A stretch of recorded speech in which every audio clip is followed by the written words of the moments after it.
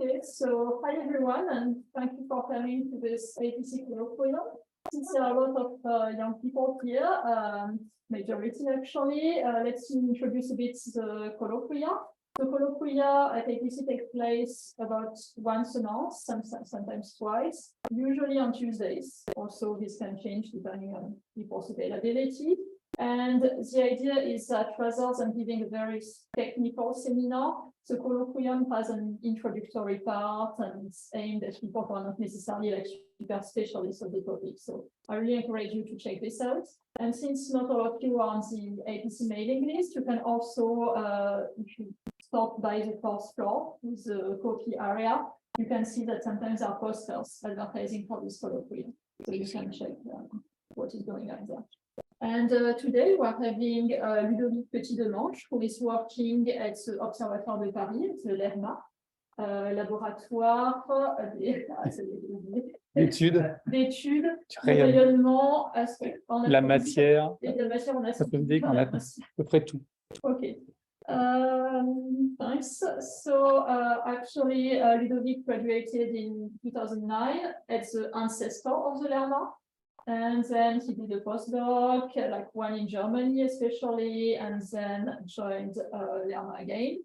And throughout his research curriculum, he has been working on modeling the inside of planets and now the inside of stars. He's going to tell you about hidden dynamos in radiative stars today. Exactly. Thank you very much for this introduction and this invitation to present this work.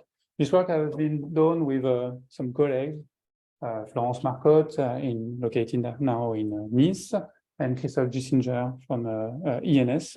It is a LP ENS, a laboratory located. We have a very strong link with this building in the sense that MSc laboratory is doing the same experiments at ENS. So, and now we have a PhD student, Florentin Daniel, that continues this job during his PhD.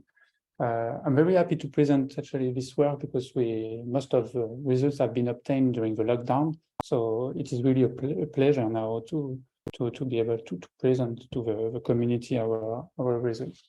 So let me start with an introduction because all of you are not very familiar, I think, with this subject, and I do my best to explain, not in too details, too technical, but if you have any questions, don't hesitate to tell me. Okay, magnetic fields are very common in the universe, and it is known for a long time, actually. For instance, more than 400 years ago, we observed the sun and the dark spot on the sun. And before we didn't know actually the physical origin for this phenomena, but now we know these dark spots are originate from magnetic activity. You can observe here on the top butterfly diagram corresponding to the azimuthally average component of the magnetic field. And we do not exactly understand the physical mechanism that induce the propagation of this magnetic component and also the dark spots,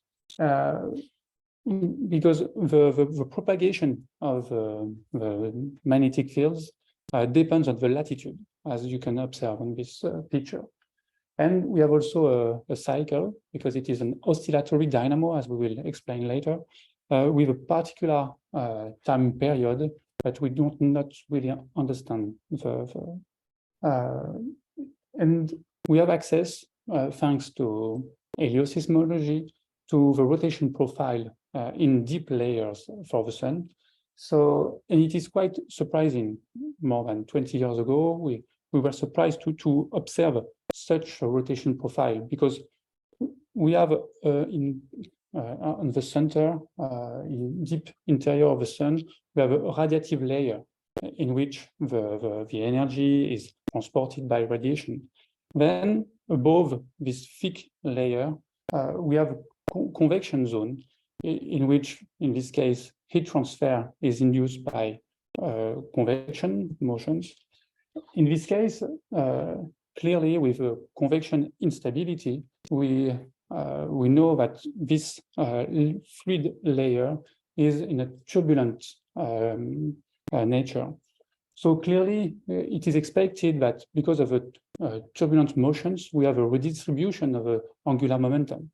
In this case, theoreticists didn't expect to have a large-scale differential rotation with a fast equator and slow rotating poles. And we observe exactly the opposite. We observe a large-scale differential rotation in the convective zone and a radiative layer, radiative zone, being at solid body rotation with no differential rotation at all on large scale. So it was not expected from theoretical arguments. So it is really important to understand the physical mechanism to transport angular momentum, and you can observe that our star, the sun, is a good laboratory to do that. At the same time, we also have access now to other observations, but before, let me mention that magnetic field could be a part of the explanation. Theoreticists try to build a 1D numerical model. 1D because in this case, you can consider realistic parameters with these very simple codes. But in this case, of course, turbulence mechanisms as turbulent transport coefficients are just parameterized in their 1D model. If you consider in this model the action, the effect of magnetic fields, you can transport very efficiently angular momentum outward and reproduce the observations. But it is still under debate, as we will see. The role of magnetic field is clearly under debate. But we have a clear contradiction between observations and theoretical arguments at different evolutionary phases. For instance, for giants and subgiants, it is clear that we should have a contraction of a core in which we have a fusion part. It means that hydrogen is converted into helium, and when the stars has consumed all is hydrogen atoms. In this case, the core contracts because of a very simple theoretical physical principle, the conservation of angular momentum. With this contraction is associated an increase of the angular velocity. In this case, you should observe a clear differential rotation on large scale. But you have a contradiction with observation because theoretical arguments predict much higher rotation rate for the deep core of subgiant and giants. It is the case for these stars and also at other evolutionary phases. Several authors report exactly the same contradiction between theoretical arguments and observations obtained from asteroseismology. So it is why we are interested in studying this system. Okay, and magnetic fields are also observed for other stars, more massive stars called intermediate mass stars or massive stars. Here, type A or type B have a very thick radiative envelope with sometimes a very tiny convective core. So clearly we observe magnetic activity that could have a different origin than convective motions in the very deep, tiny convective core. In this case, dynamo action could take place in the thick radiative envelope. Dynamo action corresponds to the generation or the maintenance of magnetic energy. So the important thing, as we will see, is to convert the kinetic energy into magnetic energy. From observations for massive stars, we know that we have a clear dichotomy between two magnetic topologies. We have strong dipolar magnetic fields for only 10% of the observed massive stars. In this case, we have a magnitude higher than 100 Gauss for the dipolar magnetic field.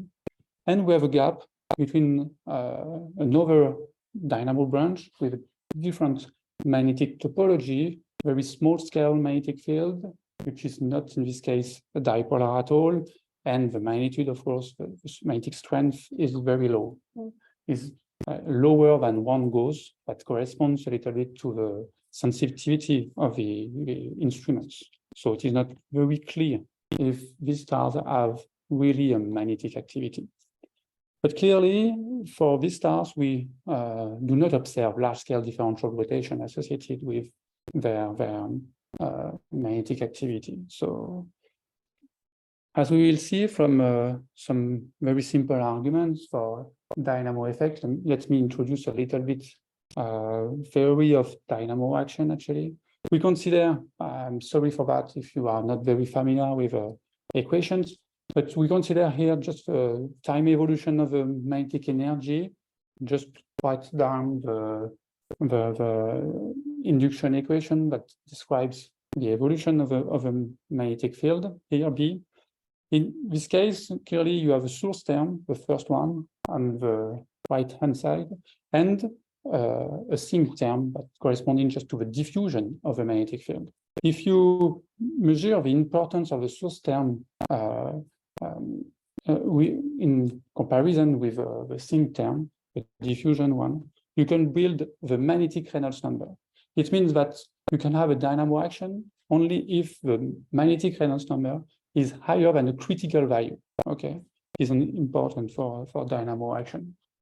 So you really need to have motions, and of course, convection is a very suitable for having turbulent motions to trigger dynamo action.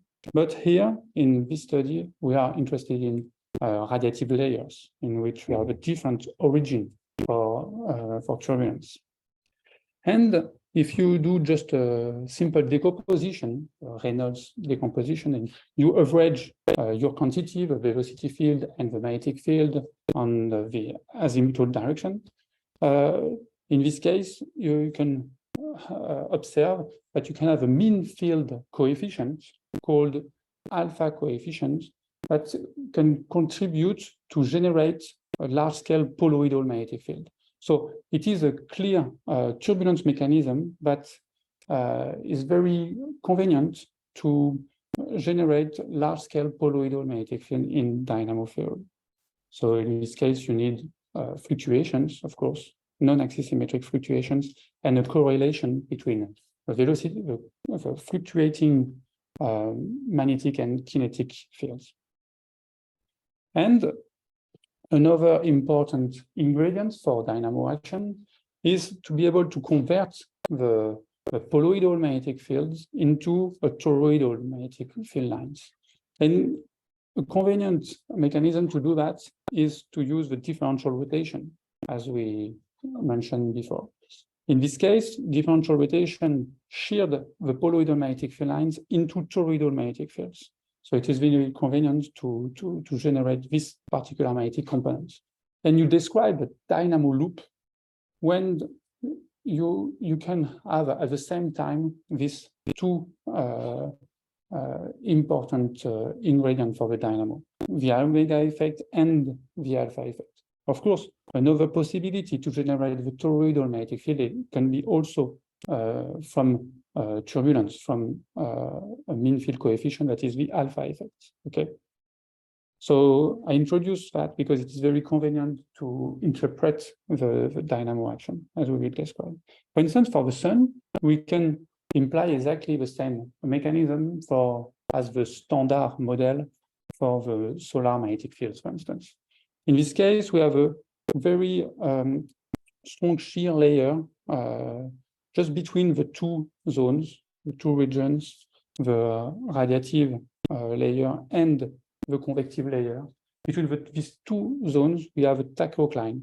in which the differential rotation is very strong.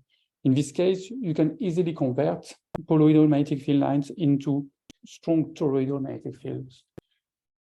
In this model, you have a magnetic buoyancy, instability that can generate and transport the toroidal magnetic fields upward. In the turbulent convective zones, you have turbulent motions that can generate through the alpha effect colloidal magnetic fields. So you can observe here the combination of alpha effect and omega effect to generate the oscillatory dynamo as observed for the sun. It is a model, but very debated in the community, but it is at the moment the standard model for the sun. In my study, we consider a very simple model for deep radiative layer, actually. I do numerical simulations with a parody code in which I consider Boussinesq fluid, so it means an incompressible fluid, between two rotating spheres. I can apply the large-scale differential rotation by keeping fixed the rotation rate of the two spheres, okay? Because I consider no slip boundary conditions. The fluid is stably stratified by applying a temperature contrast between the two boundaries. In this case, for a Boussinesq incompressible fluid, I choose to have a stably stratified layer. I choose a warmer outer sphere in my study. Okay. Okay, I don't want to describe in detail the different numerical methods used for the code, but if you want to have more information, so we can discuss about that later if you want. It is just semi-spectral codes, and okay. Okay, what is the method that I use in my study? When you deal with 3D direct numerical simulations, even if I consider a very simple model called the spherical quake flow problem, I cannot consider realistic parameters at all. So we choose to have a systematic parameter study by varying all the dimensionless parameters. Let me introduce a little bit the different dimensionless parameters. I can easily change the level of stratification by changing the Rayleigh number, as you can notice here. And I can also change the rotation period of the star by just changing the Ekman number. The Ekman number measures the importance of the viscous term by comparison with the global rotation, the Coriolis force. Other important dimensional parameters are the different ratios for the diffusivities, viscosity, nu, resistivity, magnetic diffusion, eta, and also the thermal diffusion kappa here.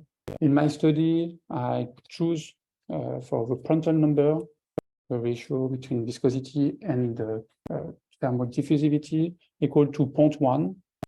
It is the correct ratio. It is smaller than unity, but of course, it is far from realistic parameters. For the sun, for the radiative zone, this number should be 10 to minus 7, 10 to minus 6. So, okay, it is far from realistic parameters, but okay, I have a correct ratio between all dimensionless parameters. An important physical ingredient, actually, that you can build by combining the different dimensionless parameters, and maybe you are more familiar with this number, is the capital Q here. Depends on the Ekman number and the Rayleigh number, actually. It's just the ratio between the Brunt-Weissaler frequency, the buoyancy frequency, and the global rotation frequency, omega. This number, Q here, measures the importance of buoyancy compared to the global rotation. And we will see with some very simple numerical experiments the effect of these dimensionless numbers. Okay. as an introduction, if you want. Here, let me consider the spherical plate flow problem, just the setup that I described, with no magnetic field, no stratification at all at this point, okay? It is a very common result obtained in the community by Manuel Dormy, 1998, during his PhD. So, but it was largely described analytically by Friedman and Stewardson in I can't remember exactly, 1967, I think. In this case, when you decrease the Ekman number, you decrease the viscosity compared to the global rotation, you observe that the Stewardson layer corresponding to a shear layer located along the tangent cylinder touches the inner sphere at the equator. It is an imaginary cylinder. The effect of a global rotation is to have a flow constant on cylinders. Okay, is the effect of this force. The size, the length scale associated with this shear layer, in which you have a jump of the angular velocity, decreases as the Ekman number. A very low Ekman number, the Stewardson layer is very tiny. So we can, with numerical simulation, reproduce exactly analytical expectations. Okay, now if I consider the action of a large-scale dipolar magnetic field, as shown here, you can observe that, okay, the flow, the angular velocity is completely different. It's strongly affected by magnetic effects, by the Lorentz force. In this case,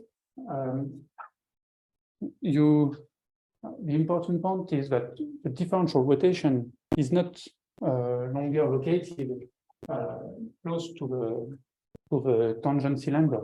Okay, you can observe the generation of a super rotating layer at the equator. Okay, in which the fluid rotates with a rotation rate faster than the inner sphere. So it is quite surprising. Can you imagine this simple experience? You have two rotating spheres, you applied faster inner rotation, and you observe in the fluid some part that rotates faster than the inner rate. So it is quite surprising, actually. But it's just the result of a large-scale dipolar magnetic field that is applied, that is maintained in this numerical setup. Okay, during this moment, they do a systematic parameters study just to analyze the magnitude of this super rotation layer. In this model, they don't consider the effect of stratification, then we will do exactly later. If we do that, at first with no magnetic field, you can observe that the geometry, the symmetry of the flow is dramatically changed by changing the number Q, as described before. When the global rotation dominates buoyancy, the flow is constant on cylinders, as noted here. You have here a clear transition, and when Q is higher than unity, when buoyancy dominates the global rotation, in this case, the flow is called in stellar physics cellular flow. It means that in this case, the angular velocity is constant on space. It is why in the community, because they consider this regime in the stellar community, they consider that they can build 1D model in which the flow and all the physical quantities, temperature, entropy, and blah, blah, blah, depends only on the spherical radius. The problem with this code, of course, this code cannot describe the other important region, rapidly rotating stars. Okay, now let me add a new effect to this problem, the effect of magnetic fields. In this case, if I maintain the large-scale dipolar magnetic field as observed, for instance, for from some stars having a strong dipolar magnetic field that have probably a fossil field origin, because this problem is really of interest for these stars, because the time scale associated with the resistive diffusion, the ohmic diffusion for this large-scale dipolar magnetic field is higher than the age of the universe. So clearly, just considering as an initial condition a large-scale dipolar magnetic field is really of interest, even if we don't consider dynamo action at the moment. And here, if you do that, you can notice that by including stratification effects, you can, the super rotation layer is still relevant for realistic parameters. Okay, we can only describe scaling laws here, but when you have no stratification, the magnitude of the super rotating layer decreases like that when you decrease Ekman number and you decrease viscosity. But when you consider highly stratified system with a Rayleigh number equal to 0, in this case, you can keep constant the magnitude of the super rotating layer. So this model could be of interest. This differential rotation could be of interest for this fossil field stars. But here, I consider only axis symmetric models. It means that I consider Rossby number very low. In this case, if the differential rotation is very low, you don't expect to have some non-axis symmetric structure, okay? But if you want to have more realistic models with important differential rotations, it's important to relax this constraint by considering 3D models. If I do that, I can generate non-axis symmetric unstable modes induced by the shear instability. Of course, the shear instability is affected by the effect of stratification. When you have no stratification, we have a development of non-axis symmetric structure like that, constant on cylinders. You remember, because of the effect of Coriolis force, with a particular symmetry measured by the order M. And when you increase the stratification, you reduce L. It means that the length scale of unstable modes is strongly affected by stratification. And in the strongly stratified regime, you have very large scale non-axis symmetric structure. The most unstable one is M equal 1, close to the onset of shear instability. But clearly, we have identified in the parameter regime the effect of stratification on non-axis symmetric shear unstable modes. Here it's just hydrodynamic simulations, but we have now non-axis symmetric structure and can contribute to generate magnetic fields. At first, let me remind you some important points on the Taylor instability. Taylor instability results from the destabilization of a large-scale toroidal torus of magnetic field. Here it corresponds to the Allen speed VA. If you have a particular radial distribution of the Allen speed, you can try the axis symmetric or non-axis symmetric modes. The most unstable mode for the Taylor instability is clearly the M equal 1 mode. Okay, and the instability conditions are clearly different for axis symmetric and non-axis symmetric modes. Okay, so for those of you familiar with plasma physics, this instability is clearly of a pinch type instability. So in short theory, 1999, he developed another instability criteria, very useful in different case limits, with or without thermal diffusivity. That depends on the magnitude of the Alben frequency. In this case, Taylor modes can only develop when the magnitude of the azimuthal magnetic field is higher than a particular value, depending on the stellar parameters.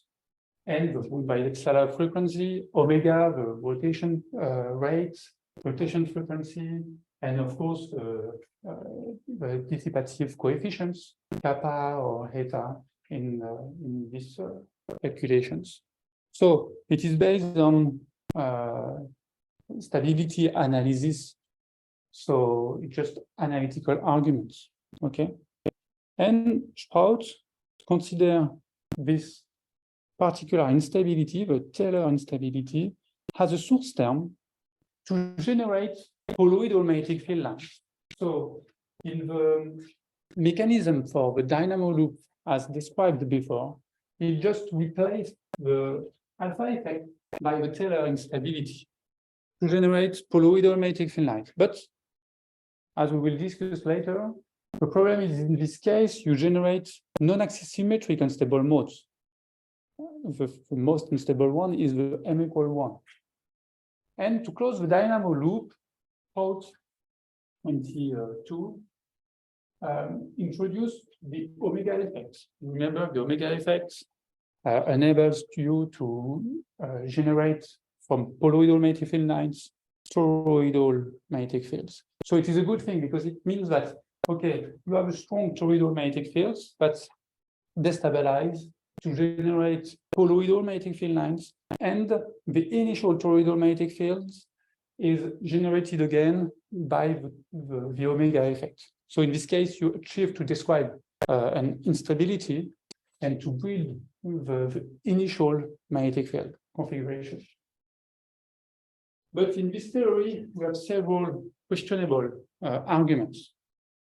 One important questions highlighted by Zan 27 and collaborators is that in this scenario, you generate, as I mentioned, non-axis symmetric colloidal magnetic field lines through the Taylor instability.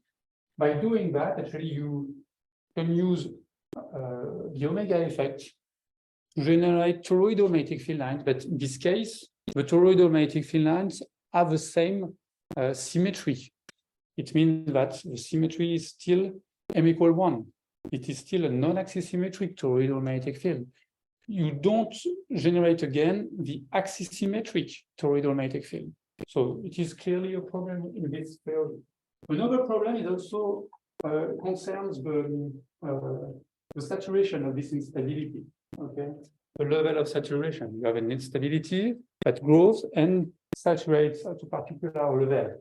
And to have a saturation of this instability, Sprout introduce a mechanism corresponding to an effective resistivity. It means that, okay, you get a saturation when you have a particular stability, a marginal stability state.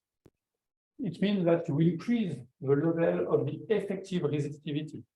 So, okay, it is a very common argument in turbulence, but you don't have a numerical or experimental support for this argument.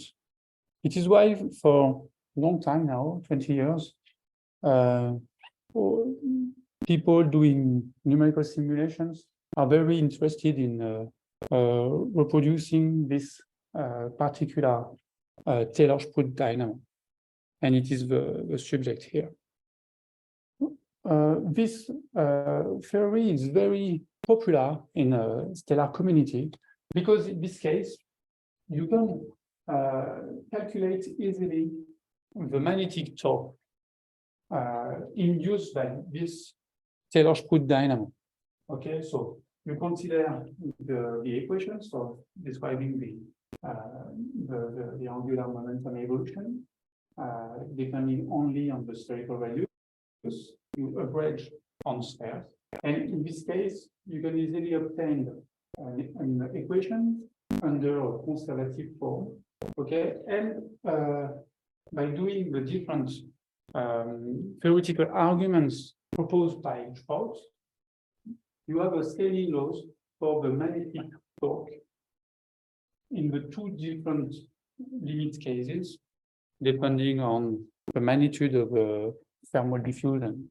And this depends only on the stellar parameters. So you can use this particular magnetic torques as an turbulent viscosity in 1D stellar evolution code. So it is very convenient. It means that you can easily consider the effect of magnetic fields in this simple stellar evolution code. It is why this this theory, Sprout theory, is so popular in stellar community, because it's very simple to implement. Now let me show you bifurcating diagram. I mean different numerical results. Each symbol corresponds to one simulation performed on the long time integration. What can you observe? Directly, you can observe that I have stable symbols with different colors. It corresponds to different magnetic fields topologies. So I achieve to have dynamo action with different magnetic topologies. For the red color, it corresponds to dipolar dynamo models. Okay, it means that the toroidal magnetic field is mainly dominated by his dipolar components. It is only valid for low stratification, when the Rayleigh number is low, 10 to minus 6, 10 to 7, and I have a bistable reading for intermediate value of the Rayleigh number of stratification. In this case, the results depend on the initial condition for the magnetic field. I have a dipolar branch, and I have also another branch with star symbols. In this case, more than 80% of the magnetic energy is on the axisymmetric toroidal magnetic field. Okay, as described before. And it is also the case when the Rayleigh number is very high, 10 to 9. In this case, I can have this solution only when I consider as an initial condition strong axisymmetric toroidal magnetic field, as I will describe later. But it is, I will show you on another slide. Let me consider now, I do not consider this simulation later. I will consider only the star symbol here, because they share some common similarities with Tayler-Spruit dynamo of interest in our subject. Let me consider just one point, because here I fix the Ekman number, it's the frontal magnetic quantum number, Tm is equal 1 here, and I will change only on the next slide the magnetic quantum number. When I change the magnetic quantum number, it's very convenient actually, because the important dimensionless number for dynamo theory, as I introduced, is the magnetic Reynolds number. When you change Pm actually, because Rm is equal to Pm times the Reynolds number, when you change Pm, you can change the magnetic Reynolds number by keeping the Reynolds number fixed. So it's very convenient when you do that. Changing Pm enables you to approach the dynamo threshold. When Pm is below 0.3, you don't have a dynamo action. You don't have the exponential growth of the magnetic energy as observed here. Magnetic energy is here measured by the SSL number. When the magnetic quantum number is below 0.5, In this case, you have a clear exponential growth of the magnetic energy, or the existence number, and you have a saturation phase on a level below this horizontal line. That will be of interest later, the horizontal line. But when the PM is higher than 0.5, equal to 0.5 or equal to 1, actually, in this slide, we have a secondary amplification exactly at the same moment when the curves cross the horizontal line. It means that something must happen at this moment. And when you compare the two saturation states, you observe that the flow is completely different. On the strong field branch, when the magnetic system number is stronger, the velocity field is very turbulent. By contrast, for the weak field branch, velocity field is very similar to the hydrodynamic solution and very laminar. Clearly, what happened when the flow, or when the magnetic energy crosses the horizontal line? At this moment, the horizontal line corresponds to the threshold for the Taylor instability. It means that in this case, the toroidal magnetic field becomes sufficiently strong to trigger Taylor unstable modes.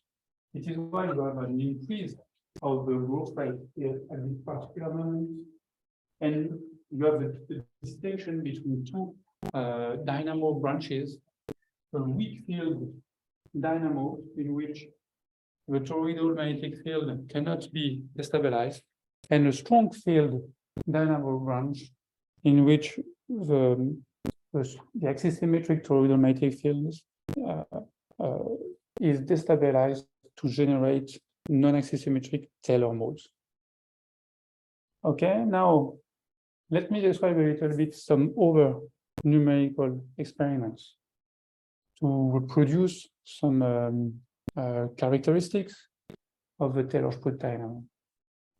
Here, this dynamo corresponds actually exactly to the time evolution of the previous slide. Okay. The solution is reported here. Okay. I cannot obtain this solution that considered as an initial condition a weak magnetic field. But here, when I consider a weak initial magnetic field, I have an exponential growth, and I obtain from the saturation phase this solution that I reported here. Now, let me reduce the Rossby number, that is the control parameter here. If I do that by considering these initial conditions for the magnetic field, the previous solution that I reduced from gradually the Rossby number, I obtain other solutions. It means for this form, for instance, for lower Rossby number, the final solutions depend on the initial condition for the magnetic field. It corresponds to a subcritical deflection.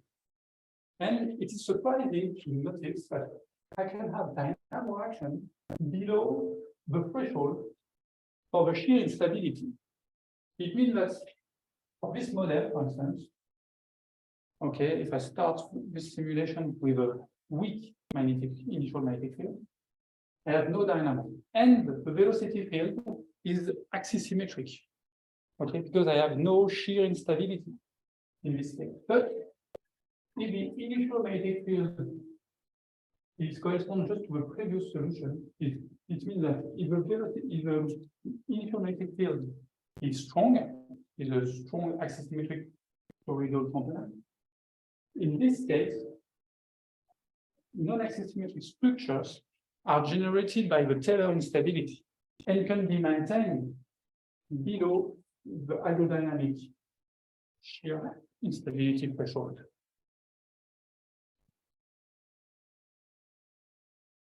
Let me now show you some snapshots at different periods of the simulations. It corresponds to the simulations with PM equal 1 here, okay, at different moments. Different moment, T equal 1 during the exponential growth when the Lorentz force magnetic effect does not play a role, an important role on the flow. at T1, you can observe here a large-scale toroidal magnetic fields with almost only a few non-axis symmetric structures, but with very laminar velocity field. The velocity field and the magnetic field are very different at the over period T during the saturation phase of this instability, the Tayler-Spruit instability, and you can also observe the effect of the magnetic field and the microhydrodynamic turbulence on the rotation profile at these two different moments. When the magnetic field plays a role of the velocity fields, the Tayler-Spruit dynamo contribute to transport the angular momentum outward and to change the rotation profile, as observed here.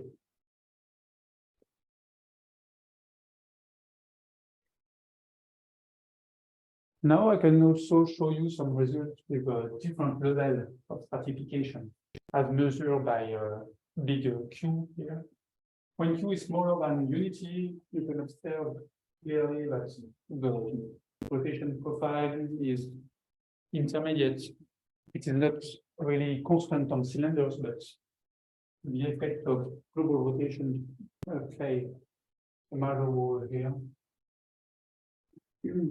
A very small scale structure for the radial magnetic field and the theta component of the field. In the strongly stratified regime, when Q is equal to 1, as observed here, the angular velocity profile is almost constant on spheres, as expected in this regime, and in the two different regimes, you can observe that this mechanism, Tayler-Spruit dynamo, seems to be relevant. Now let me consider different initial conditions for the magnetic field. If you start the simulation with a large-scale dipolar magnetic field, you can distinguish between the two different magnetic topologies, the symmetric component, symmetric in respect with the equator. You can observe that the final solution or the solution as described on the previous slides for the magnetic field are symmetric with the equator. But if I consider an initial dipolar magnetic field, in this case, the magnetic energy is mainly on the anti-symmetric component. It is why here you can observe the difference between the two magnetic topologies by just supporting the symmetric and the anti-symmetric magnetic energy. Okay, at the beginning of the simulation, I have a strong dipolar magnetic field, and rapidly you have a decrease of the anti-symmetric magnetic energy that can be maintained in this regime. Because of a differential rotation that is applied, we have a generation of a large-scale toroidal magnetic field that becomes sufficient to trigger Tayler-Spruit dynamo. And as you can observe here, the emergence of the symmetric magnetic energy, and at the end, you obtain the classical Tayler-Spruit dynamo as described before. So if the initial magnetic field is strong enough, it's possible to obtain this dynamo by just considering a completely different magnetic topology. It is really of interest because when you look at the mechanism as described here, you remember with a primary instability and a secondary instability, you have a feeling that, okay, you really need to have a primary instability like that to obtain this Tayler-Spruit dynamo instability. No, it's not the case actually. It's just a method to obtain Tayler-Spruit dynamo because the primary instability provides exactly the correct magnetic topology, but it is also possible to obtain the same solutions by different initial conditions for the magnetic field. Another numerical experiment that we can do is also to consider as an initial condition the particular mathematical function for the toroidal magnetic field. And again, if the magnitude of the toroidal magnetic field is high enough, I can maintain dynamo mechanism. I can maintain the magnetic energy as measured here by the number. So this instability is in fact very robust. Okay, let me now show you some results obtained by Florentin Daniel during his PhD. He continued this work by varying the different dimensionless parameters. For instance, the magnetic quantum number, again, Tm here. He extensively varied this number, and you can observe here a clear scaling law. But it is very interesting. When you increase Pm, when you increase the magnetic Reynolds number, you can reduce a lot the Rossby number. The Rossby number measures the shear rate. It means the amount of the differential rotation.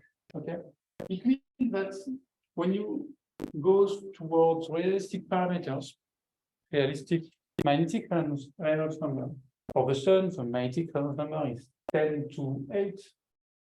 You can have a very tiny differential rotation.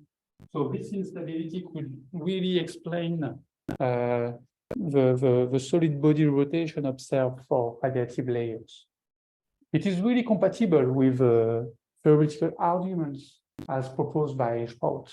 So we do not really obtain different results, but we have a strong numerical support for Sprout's theory. And again, now, if we focus on angular momentum transport, let me remind you a little bit that we can easily calculate in our model the different torques applied on the inner sphere and on the outer sphere by just calculating the different fluxes and torques. So here, by doing this calculation, I can do that numerically, of course, because I have all the data. And I can calculate in particular, the magnetic torque in my simulations. If I do that, for the weak field branch, you can observe that as a function of the radius, the magnetic torque is always smaller than the other components. Okay, because it is a weak field dynamo, magnetic field magnitude is very low, and magnetic field does not contribute a lot to the transport of angular momentum for this weak field dynamo. Of course, even for the strong field branch, I have a part in the fluid in which the magnetic torque is dominant, but clearly because of our choice of having no slip boundary conditions, the most important torque is the viscous torque, very close to the inner boundary. Because I have a shear layer, shear layer at this particular location. Okay, but if I calculate the magnetic torque outside this shear layer, I can report a value for each simulation, and I can suppose that outside the shear layer, viscosity does not play a very important role. If I do that, I can show you that we are able to reproduce Sprout's predictions for the magnetic torque as a function here of the particular dimensionless numbers as proposed by Sprout. It really means that we achieve to qualitatively and quantitatively reproduce the different predictions developed and proposed by Sprout in 2022.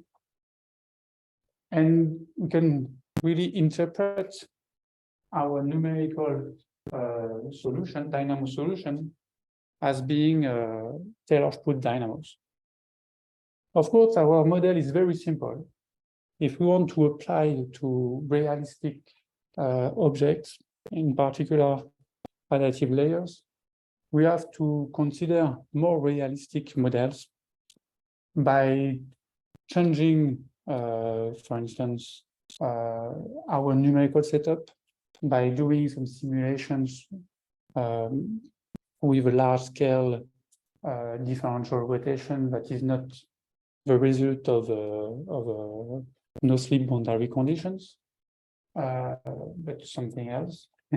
And also by considering another fluid, an inelastic fluid, that enables to consider compressible effects that can be of interest in a star. And we do our best also to consider more and more turbulent regions in order to confirm our preliminary results on this problem. Thank you very much for your attention. I know that the subject is maybe a bit new for most of you, so don't hesitate to question if you want. Thank you.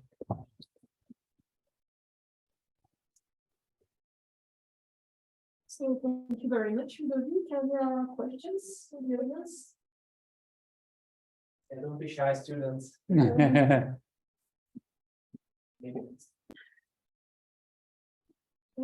Yes. Is there some signature outside from the magnetic field outside the star? Or it's completely hidden? Yeah, it is why, the first slide, at the beginning, on the first version for this paper, for this study, the title was this one. It's called an hidden dynamo, actually, hidden magnetic field, because actually our choice of boundary conditions for the magnetic field, let me show you the setup. But thank you for this question, because it is an important point. For some stars, you remember, we don't observe really, we are not sure to have a magnetic activity. But for all stars, we don't observe in radiative layers important differential rotation. It means that a missing mechanism could be related to the magnetic field, but if apparently there's no magnetic field on the surface, you can expect that, okay, you have no magnetic field in deep layer. But actually, in my numerical setup, I choose a conducting core, but I have an insulating outer sphere. It means that the toroidal component that is so important for the dynamo action is exactly equal to 0 at the surface. So this component that have more than 80% of the magnetic energy cannot be detected, cannot be observed directly. This is why it is an hidden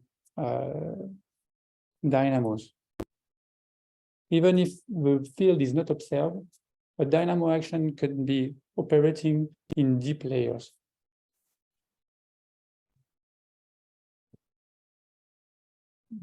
So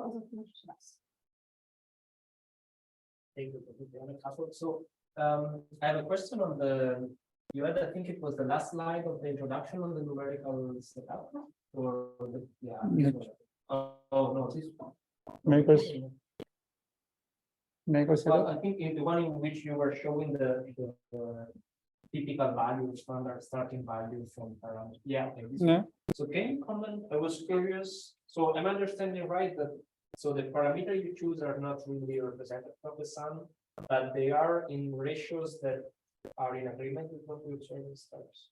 Yeah, exactly. For that depends on the dimension that number actually, but for the quantum number, for instance, for the magnetic or the thermal quantum number, the important thing is just to have a correct ratio, below 1 or higher than 1. It is known from laboratory experiments actually with fluids, but the behavior can be completely different when the ratios between diffusivities are higher or smaller than 1. But it's not clear if it is very important if the qualitative behavior is so different when quantum number is by several orders of magnitude smaller than 1. So maybe it's just sufficient to have a good ratio to be 0.1 could be already sufficient. But from a numerical point of view, it's very difficult actually to change this number. It is why I just consider several values and I do my best actually to have some tendencies in the parameter regime. And in this case, I can only extrapolate to realistic parameters. For some other parameters, I'm not for the Rossby number, for instance, or the SSL number, the values are very relevant for stellar applications. But it's true that when you compare physical ingredients, when you compare to viscous effects, thermal effects, sometimes like that. In this case, you can't consider realistic parameters. Or it is the case for all direct numerical simulation, but some authors prefer to say, okay, I don't have viscosity, I have a turbulent viscosity, but increase the level of viscosity in my model. Most of the time they can tell you, okay, in reality, the Ekman number in 10 to minus 15, but because of the effect of turbulence in my model, the Ekman number in 10 to minus 5. Okay, I prefer to be honest and to say, okay, no, I can't, from a numerical point of view, consider realistic parameters. It is why I do extensive parameter study to extrapolate. The numerical problem is a problem of precision, or is a problem of computing? Well, something can be fixed, like that you can just extrapolate. Both of them actually, but even if you consider realistic parameters, again, you have a huge amount of data to analyze. I don't want to do that. And you don't have numerical resources. And of course, when you increase, for instance, the level of stratification, you need to reduce considerably the time step. So it is also a problem. It is a problem of time and space resolution. And also some colleagues don't want to give me the cluster only for me. So I have to share a little bit numerical resources. So what are the questions? So one quick question. So for stars, for early stellar, for most of the stars life, can you just remain non-relativistic all the time? Or in principle, you do have to include relativistic effects, relativistic functions? In this model, I am very happy actually to have the most important physical ingredients: global rotation, magnetic fields, stratification of the fluid, and it's already a very simple model compared to previous studies. It is why I achieved to obtain this dynamo actually, because I combined all the important physical ingredients. Previous studies didn't consider stratification or global rotation or magnetic field. They only focus on the two of these three effects. In my case, I combine their mutual interactions of this, their non-linear mutual interactions of these effects. This is why I obtain some results. The fluid is just a boostiness fluid. It is not. I don't consider the effect of compressibility that are very important in my models. So maybe in a far future, I will be able to consider relativistic effects, but at the moment, it is really preliminary. No, I understand, but I agree. Not going to matter. At different evolutionary phases, for more compact objects, for instance, relativistic effect could be really of interest. Okay, but not during the life of stars, more like different stars. Exactly. Okay, thank you. Other questions on Zoom? Thank you. Okay.